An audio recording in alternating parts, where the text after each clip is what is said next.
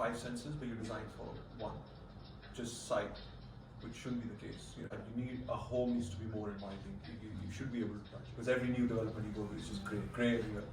It's the the mantra is when in doubt, use grey. Yeah. It's just a lazy. It's lazy just the safe thing to do. It is the safe thing to do. And then design is all about taking risks. If you can't take risks, whenever you see a good design, you can instantly tell whether it works or not, whether it's good or bad.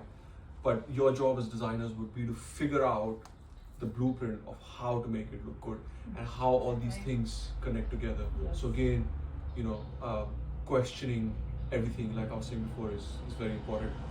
Because when I was doing this, I was like, why does the ceiling have to be the same color? Why don't we play enough with the ceilings? Why are ceilings always white? Just why? Hi everyone, I'm Nadia. I'm author and founder at Spot Night, and I'm here with Ash Chawla and everybody really cool over here that we've met at Duke of Design and this really cool luxury apartment overlooking Hyde Park.